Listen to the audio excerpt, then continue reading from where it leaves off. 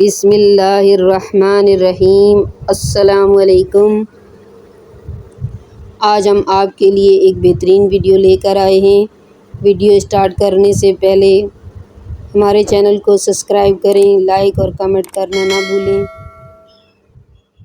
ایک ہی جملہ انسان کی تربیت کے لیے کافی ہے کہ اللہ دیکھ رہا ہے۔ جب بھی کوئی مشکل آئی میں نے اللہ کو اپنے ساتھ پایا۔ اللہ جب بہترین سے نوازتا ہے تو پہلے بدترین سے گزارتا ہے۔ نا امید کبھی نہ ہونا، کیونکہ اللہ کے پاس کچھ بھی ناممکن نہیں۔ نرم دل لوگ جلد رو پڑتے ہیں، جلدی روٹھ جاتے ہیں، جلدی مان بھی جاتے ہیں۔ سنا ہے اللہ کو ایسے لوگ بہت پسند ہیں۔ لوگ تم سے چاہے جو بھی چھین لیں پر تمہارا مقدر نہیں چھین سکتے۔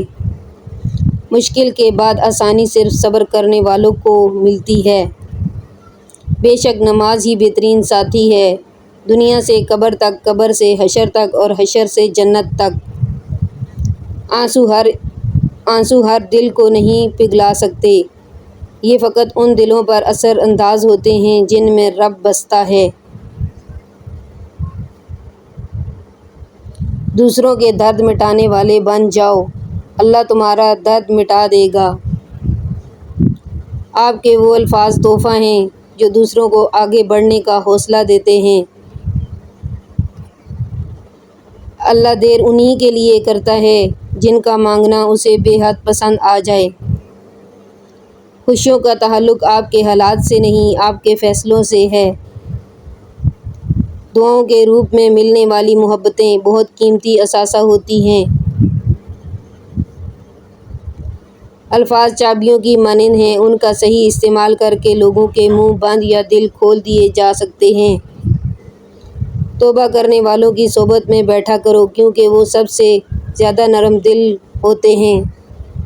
لوگوں کے عیبوں سے اس طرح غافل ہو جاؤ جیسے نیند کے وقت آپ دنیا سے غافل ہو جاتے ہو۔ سکون انسان کا کمال نہیں بلکہ اللہ کی عطا ہے۔